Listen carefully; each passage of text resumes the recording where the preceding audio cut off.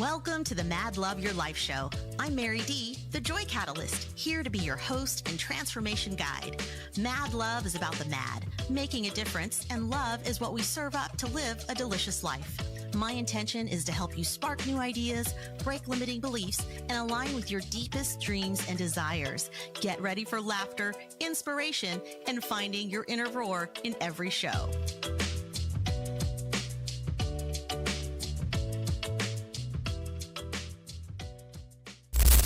Hello, everyone, and welcome back to the Mad Love Your Life show. I am excited to bring you today's special guest. Her name is Madison, and she is the inspiring Madison from wellwithmadison.com. A holistic health coach, she's dedicated to helping women ditch the overwhelm, tune into their bodies, and create wellness routines that actually fit their lives.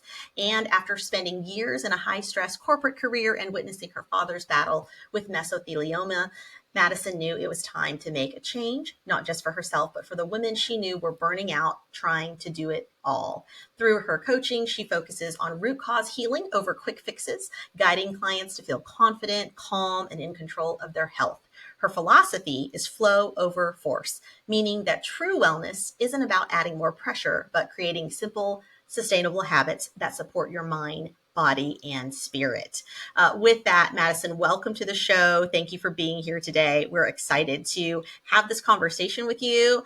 The show has taken such an interesting turn because so many people are really longing for a holistic kind of way of living. And so health and wellness is a big, big piece of that. And we really love our health coaches. We love our biohackers. We love our folks that are really making a difference where it counts in the world. And of course, our health is such a big piece of that because it's what we carry with us all the time. It's how we get through our days and get through our lives. So thanks for being here.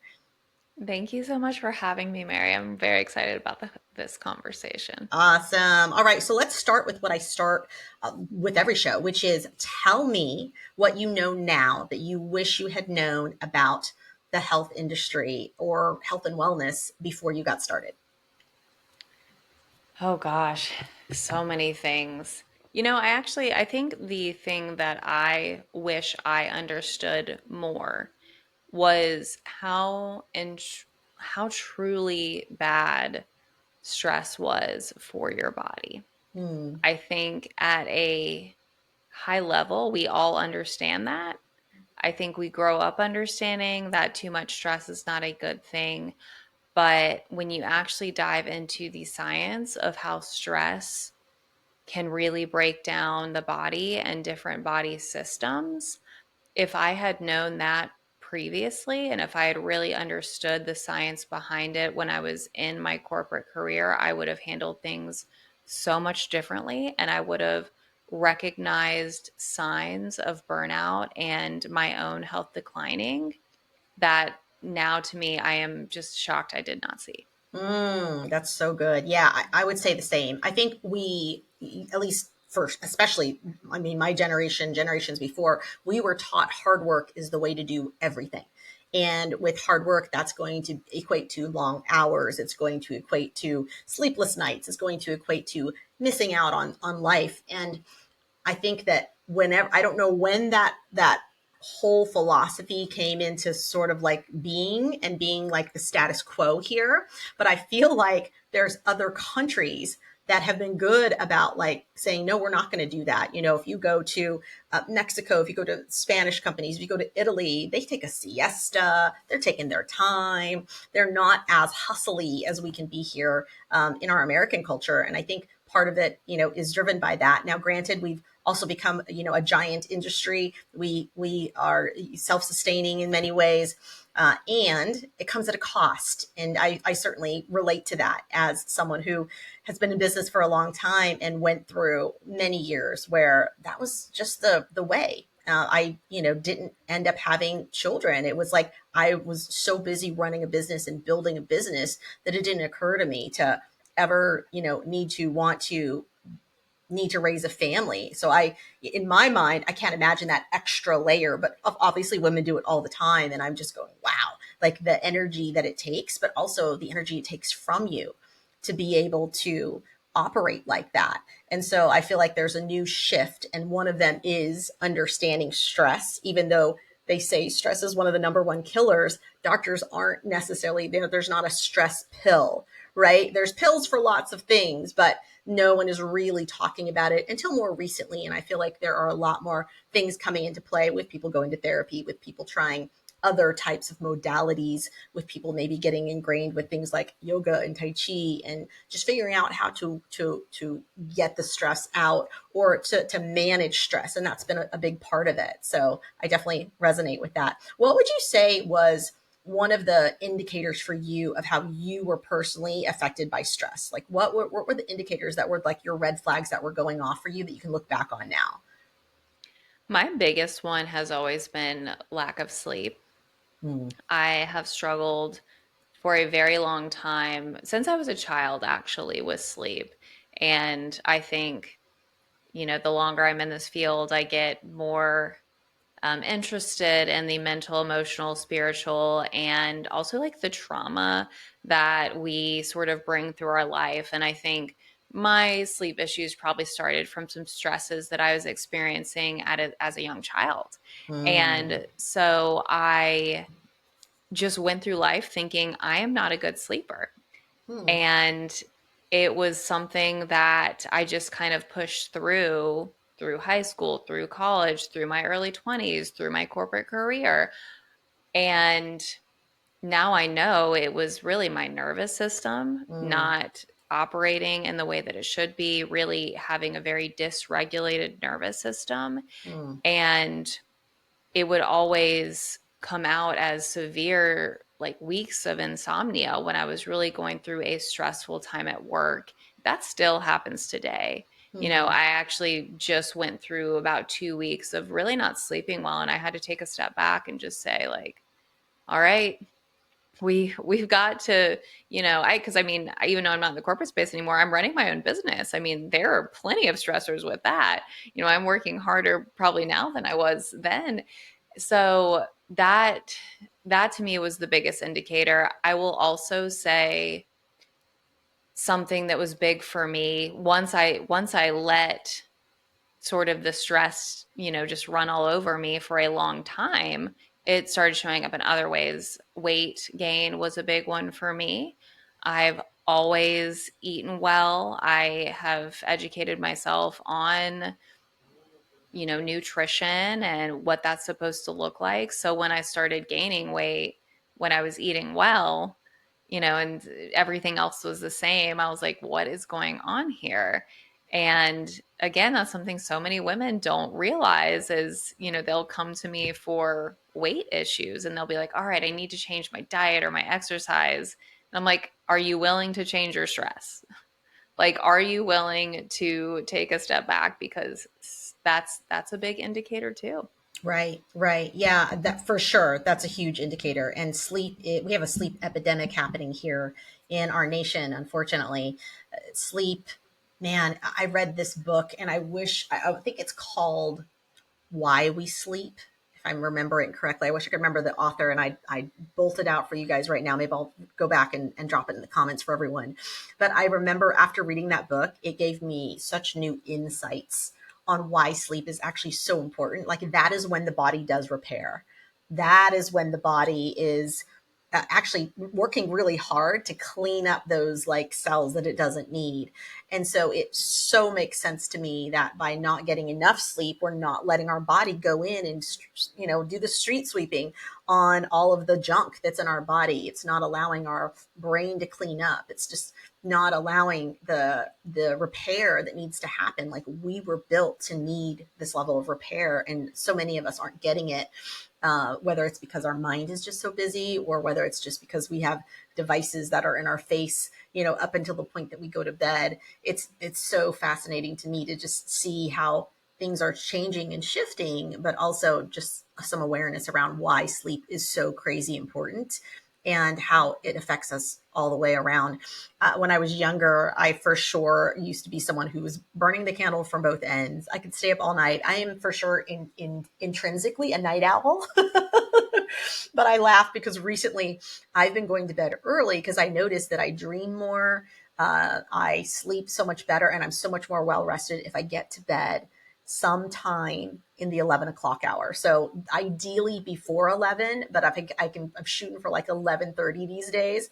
But I laughed because I was I'm single and I was talking to someone and he really wanted to have these like later night chats. And I don't know if it was his schedule or if it was just how he was. And I just remember doing like a little vibe check and I'm like, you know what? I have to retract my offer to connect. Like, I'm not interested. Like I'm in bed. Like that's my bedtime. That's sacred time for me before I go to sleep. His reply was, "You have the schedule of a toddler." I was like, "I do." So we're not aligned. Goodbye. Oh my gosh. If he thinks you have the schedule of a toddler, I'm like in bed at 9. Oh, I'm that's like, so I go to good. bed so early, but I'm a morning person, so it makes Ah, sense. yeah, yeah. And I've tried to switch that so much, and I've just learned that, man, my body is as tired as I get with I just had my mom in town, and it's been a lot of like emotional and physical effort to look after her. I was realizing how, or like by 10, I was toast and I was really ready to be in bed. And doing that every night felt really good. But also I was realizing like, oh, it was just getting myself to the point where I needed to be just super almost exhausted to get to bed a little bit earlier. So I'm working on it. I'm working on little more early mornings and earlier nights, and I think that adjustment will come. But in the meantime, I think that the telltale is the next day. How's your energy? How are you feeling? What feels good? What doesn't feel good? And being able to track that. So let's talk through your career. I mean, you went from being in a corporate career to switching over to holistic health coaching. Like, how does that happen? What is the story there? Why'd you do it? Yeah, I think, and really one of the main reasons I was so drawn to you is um, I love how you are educating and, inspiring people to be CEOs of their own life. And I think that is kind of how this has evolved for me. Um, this for me started as an interest, and I have always been super independent. And I think I'm also a person that likes to question and just kind of experiment and like see what feels best for me. So I have been drawn to the health space, and I think it started honestly with like anti-aging stuff when I was in college. I was like, I didn't, certain things didn't feel right. I was like, I don't want all those like toxins on my skin. I just doesn't feel good. And, that kind of just evolved from there. It evolved into me eating well. I was dating somebody in my early 20s who ended up developing a autoimmune condition. And so I was already sort of passionate and interested in the health space and, that kind of cleaner living. And then when he developed that, it really opened my eyes to the fact that, some people don't react well to Western medicine and some people don't react well to prescriptions. And sometimes that's just not the answer for everybody.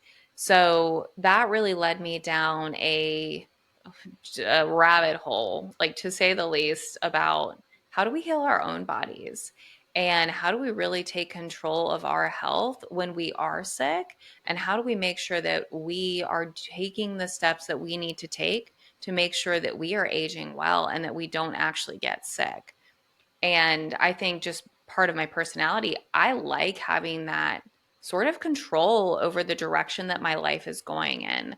I am somebody that like supports myself and I'm very independent. So being able to like feel more confident in my health and my aging process and knowing that I'm doing the right things to take care of my health was, became my whole life really. And it was just something I was very interested in. And then when my father was diagnosed with cancer, it flipped for me.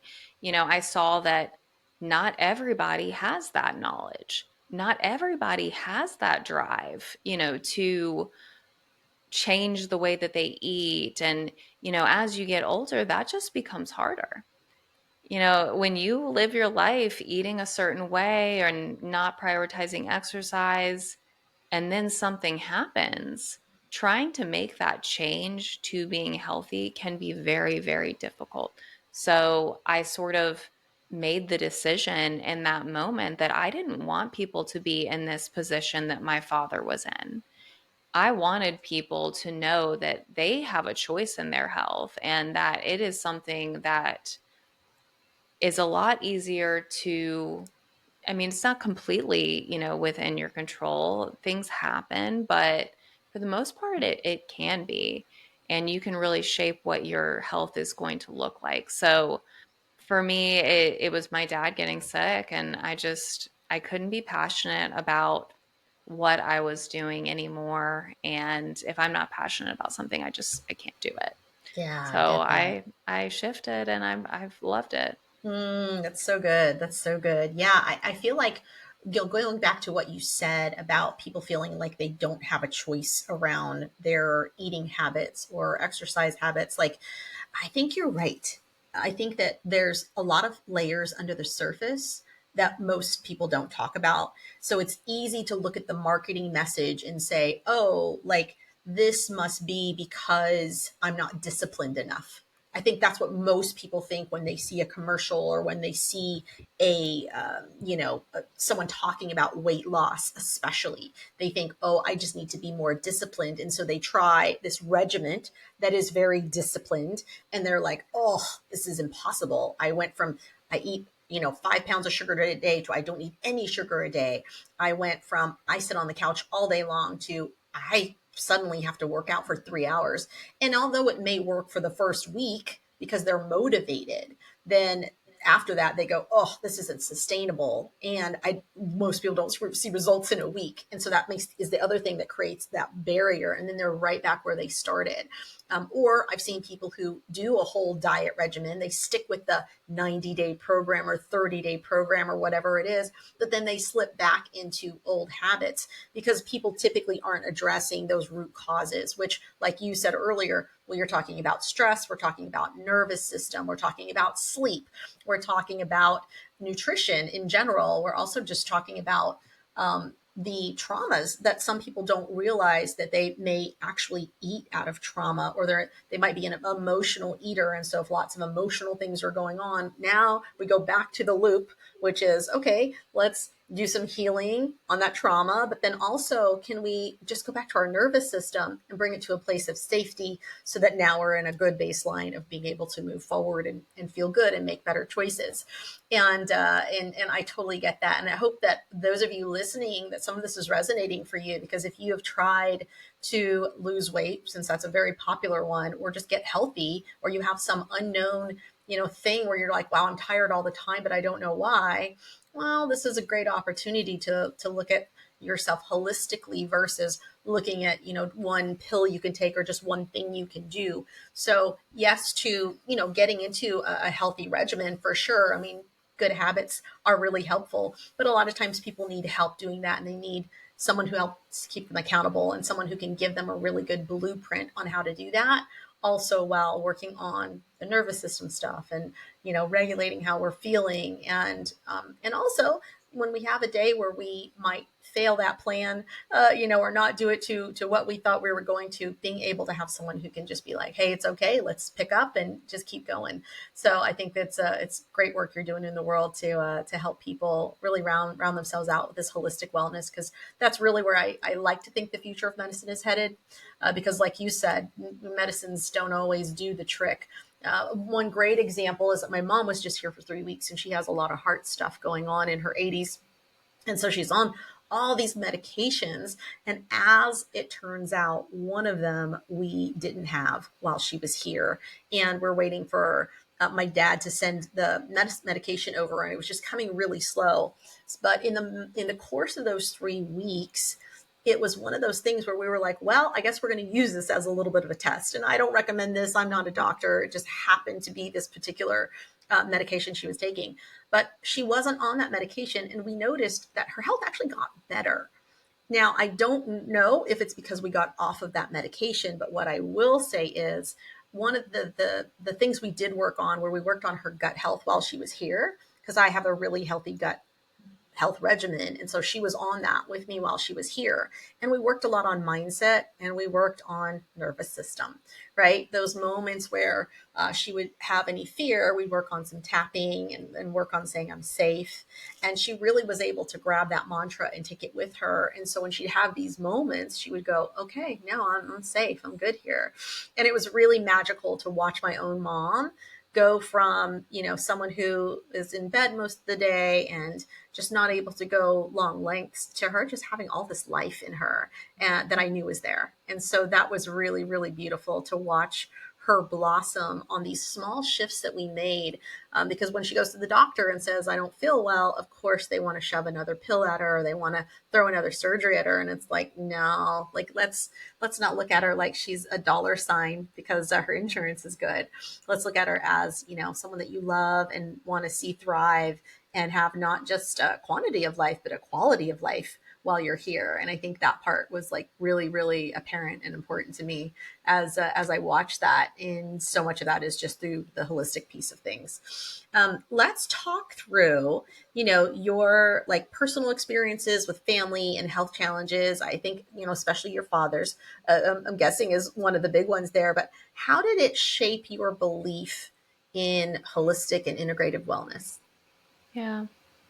Well, first of all, I'll say that I love that you were able to have that experience with your mom Thank you. because I mean, just that is more of an experience that I wish I could have had with my dad. Not everybody's parents are open to those things. So I think that's Right. amazing that she is. I will say, I feel like there's been a few really large, I'm like a trial by fire kind of person. Like I have to learn everything the hard way. And I've either learned it through watching loved ones go through something or experiencing it myself. And when it comes to loved ones, I mean, that's kind of a hard battle, you see a lot. Like my dad had a very different perspective on what health was, and Mm, so many people believe that their healing is not in their hands. And I think my dad was a very good example of that. He very much was raised like most of us to believe that, the doctors have all of the answers. And if the doctor can't fix it, then that's because it can't be fixed. And, you know, I think what I typically like to encourage people is, yeah, you can absolutely listen to the doctor, but that doesn't mean that you cannot, you know, you are the master of your own body. Like you are your own doctor. And really listening to your own needs is the most important thing. I think it's so important when you are healing from something that you don't completely hand that over to another person. mm, And I think when you do that, I mean, if they, my dad's doctor told him he had 18 months to live, and he passed within 18 months. And, I believe that was because he completely put his healing into somebody else's hands and did not believe that he could do it himself. And so, honestly, what that taught me was that healing is obviously so mental and emotional. Healing is such a mental and emotional and spiritual thing. hmm It is not just physical. And I mean, there are so many studies on like placebo and Right. people using traditional, therapies versus alternative. And I am just such a big believer that your mindset in those times is probably more important than what you are actually physically doing with your body. So for me, watching my father go through that was an eye opener that health and healing is not just physical. And at the same time that he was going through his cancer journey, I was experiencing the stress of that and anticipatory grief and just stress on a level that I've never experienced. And because of that, I ended up having my own issues with my nervous system and Mm. sleep, and my hormones just completely got out of whack. And I approached it very differently. I approached my healing very differently. I went to see a naturopathic doctor. They were not able to really help me. So I said, okay, I'm not going to go to any more doctors. I'm not doing any more lab tests. I really am just going to get quiet for a little bit. I'm going to go inside and see what it is that I need in order to get better. And I know that it's going to be, one step forward, one step back to whatever for a little while. But I'm going to kind of listen to and really tap into that mental and emotional side of healing. And I guess the reason I'm explaining this is because my mindset on health and wellness is very different to others. And I do think you see that when you're in the health and wellness space. You see the people that don't feel like or don't have the confidence that is needed to really embark on that healing journey. And they completely hand that off to somebody else. And I think something I feel very passionate about and something I try and practice in my own life is really being my own doctor and having belief in myself that, I can overcome the things that come up, and I'm willing to reach out and get help when it's needed. But at the end of the day, like, I am sort of the master of my own health. Hmm. Yeah, I love your view on taking radical personal ownership over your own health versus handing it to someone else and saying, "Well, I hope you have an answer for me because I don't know what to do." Because I think there's a really slippery slope on doing that, and from seeing my parents in the hospital and being there with them, I can tell you just aghast of stories that where I've had to call the entire team into the room and go, "Hey guys, we need to have a conversation about how you're handling this. How you're handling your requests for like even blood work from my mom. Like every time you guys need something, everyone's calling for it, and then she's getting 5 pricks a day." I was like, this is ridiculous. I said, if this was your mother or someone you love deeply, I said, would you be in here pricking her 5 times a day as an 80-year-old woman? Would you do it? And they were just like, oh, I was like, you guys got to get more coordinated. I was like, this is figure out what you need. Maybe once a day, maybe. I was like, she's done being poked, and like that's such a small thing. It's such a small Yeah. thing. That's blood work. I can't imagine all the other things. So I just go, wow, this is wild to me to watch the system.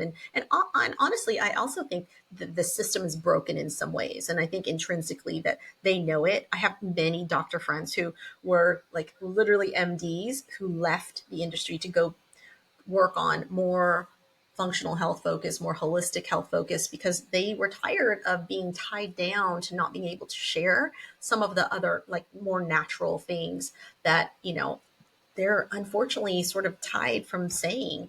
And even when I went to my own doctors, and for those of you, look, I love my doctors. If I break my arm, I'm 100% going to the hospital and letting you reset my arm because I don't know how to do that. I don't have 5 thoughts about how that's going to happen so that my arm grows back correctly.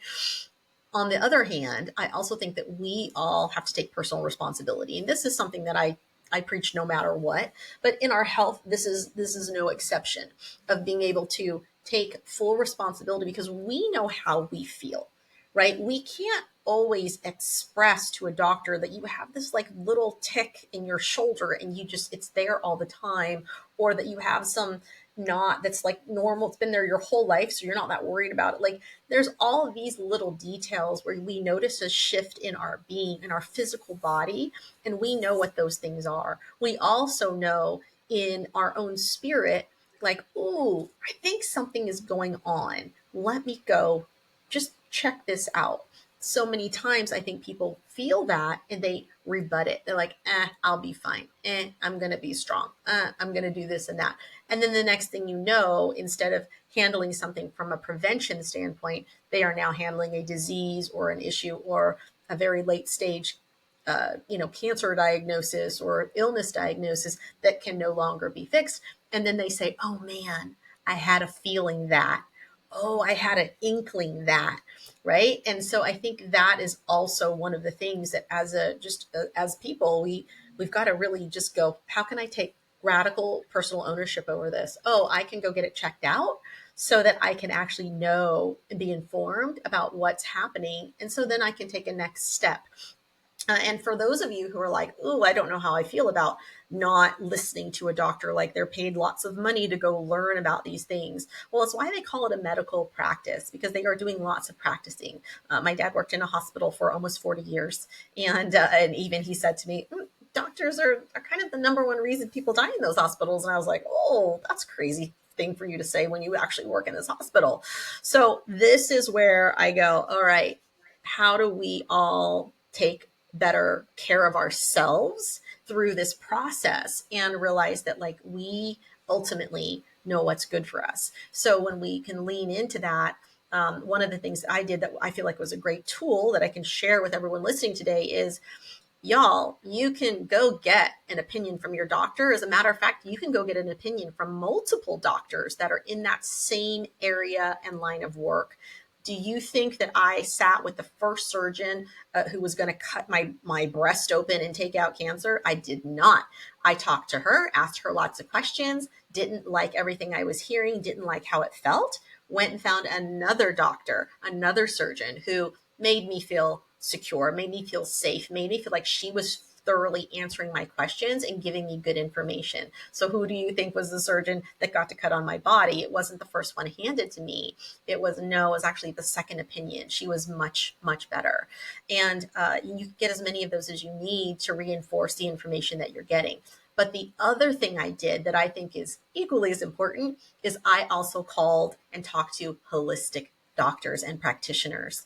And I actually probably talked to more of them than I did our regular Western doctors. And the reason for that is because I needed to hear something consistent and I needed to weed out, who might be just selling me snake oil and who might actually have some really great solutions.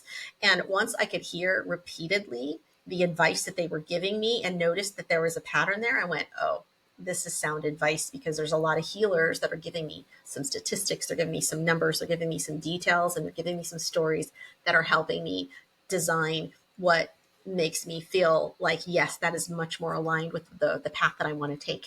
And in doing that, I believe is what, created this healthy body that's here today. And I get to dive into even more. I get to increase my awareness around just my self-love and go, wow, like the future me is going to really, really thank me for not, eating 5 candy bars today. My future self is going to thank me for not touching soda pop. My future self is going to thank me that I do watch my numbers and I do nutritionally see what's happening in my body and want to give it the supplements that it might be lacking right now. I do want to rest when I know that it's time to rest. And maybe today is not a go pump it out at the gym day, but maybe it's just a nice walk in the park, or maybe it's just a nice hike through nature today. And I think that those things, y'all, are where you want to really sit with yourself and figure out like where can you intuitively know what you need and give yourself those things. How can you nourish yourself? And also ask for the wisdom. I think that's the other part that people don't do, Madison. And I don't know how much of this you integrate into your practice, but I definitely believe on having us call on help, that unseen help that's available to us. And so many people, you might call that God, you might call it Jesus, you might call it your angels, you might call it your heavenly helpers, you might call it the unseen world, you might call it your spirit guides, you might call it your ancestors. There's so many names that you can put on it, but for sure it's being able to reach out sort of in that supernatural way and say, okay, like I need some help here that I just can't seem to find for myself right now. Can it show up for me? And can it show up for me in healers who will come and aid me in this? And healers often show up as people who are right in front of us, like Madison, someone who's, helping you stay accountable to your health regimen and your health goals, and also someone who is able to guide you and give you a bit of a blueprint and lots of encouragement and lots of really great tools that are going to last you throughout your lifetime. And I think that's, a big piece of this. Absolutely. And I love really going back to your story. I think I've been calling it lately like your filter. I mean, there is so much information out there about health and wellness and healing. And I think the number is like, 1 out of 3 times if you go for a second opinion, like it will be different. It's good to talk to multiple people, but typically when you have a scary diagnosis, you're acting in fear. And it's hard not to do that. I mean, these are scary things that you're hearing. So it's hard not to want to jump into action quickly. But what you did, step back. What feels good for me? Like, okay, what she's saying makes sense, but like I don't know about that last part. Like investigate what doesn't feel and sit right for you and wait until something does. Don't make choices out of fear. And I feel like that applies to health and every other aspect of your life. Absolutely. Making choices out of fear is not an empowered place to make choices. And when you're going through a scary health decision, making you want to make choices that you feel empowered and good about. And I do believe it's just sort of just your internal filter. Like, okay, I listen to you, I hear you, I know you are educated in this field. This part resonates with me, this part doesn't. And maybe, listen to that if something doesn't resonate with you. And absolutely, on the more spiritual side of it, I journal every single morning. I meditate every single morning. I, I am a person that believes that the universe is, conspiring to my, best and highest good. And so I'm somebody that is very trusting that, every choice, everything, um, as long as I am going at it from an aligned and empowered and my authentic, place, then the right things will come to me. And I'm definitely like trusting in for me, I call it the universe. I'm definitely trusting Yeah. in the universe to help me through those things. Absolutely. Absolutely. Absolutely. I love that. I love that. And I think that is just another great example of having a really positive mindset, number one, around your anticipation of good things that you know are going to show up for you. And I think that's really beautiful, because if you're so much is driven by hope for people, just in general, whether we want to call it faith, whether we want to call it hope, there's so many names we can put on it.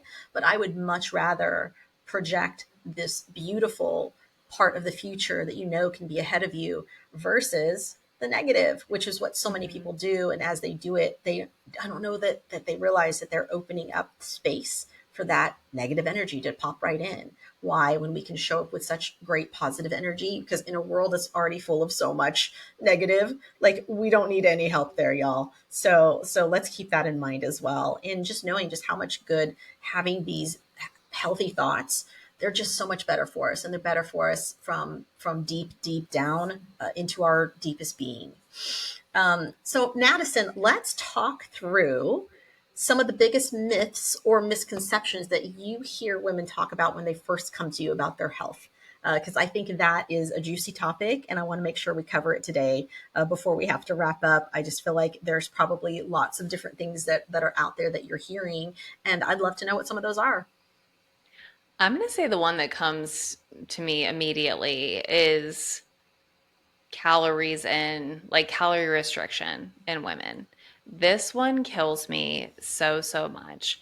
I think in the fitness world, there is this, story that is told that it is all about calories in and calories out and, certain macros and everything when it comes to weight loss. And I see so many women coming to me that are eating almost nothing. I Mm, mean, just really not eating a lot. And they're like, I don't understand why I am gaining weight. And they're certainly not eating enough. And it takes a lot of educating and sort of rewiring the way that they think, because we have been taught for so long to avoid fat and to, maybe fast or whatever, or limit our calories when we are trying to lose weight. And what so many women end up doing, especially women after they go through menopause. Like what a lot of them are coming to me and saying is, I've never had an issue with weight my entire life. And now I'm, in menopause or gone through menopause, and I can't lose weight. I've put on 10, 15, 20 pounds, and I just, no matter what I do, I can't lose weight. And they're really starving their body and their cells of the proper nutrition that is needed in order to overcome the stress and the hormonal changes that are taking place in your body. So for me, that one is the biggest. I am such an advocate of eating and worrying about the quality of your food. I am unconcerned with quantity. Not to say that some people don't have some issues with portion control, but the quality of your food and the quality of what you're putting in your body, what you're putting on your body, what you are bringing into your home is so much more important than the quantity. Yes, yes, and yes. I can 100% resonate with that. I know that I was certainly someone who I don't know what my deal was with portions. Like learning about portions was like, oh, this is really eye opening for me.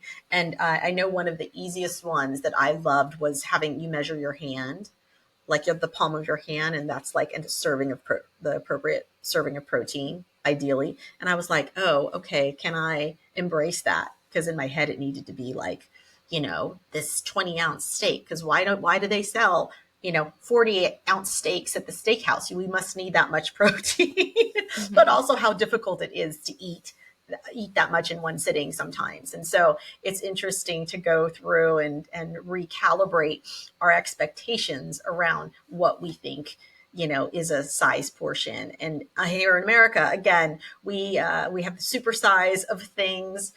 We've been to those places where we get an immaculate amount of food, and we go, "Wow, this is a portion. This is my lunch." And I think we start to believe that that is a true portion of what we should be eating, when so many times it's actually two, sometimes three portions of servings of food. And I know that can be a really big one. So I think just relearning what is a correct plate of food look like for many of us will really makes the difference. And also plate sizes, because I think that's another like hack in the industry where they've given us these huge plates and made us believe we have to fill up this whole plate.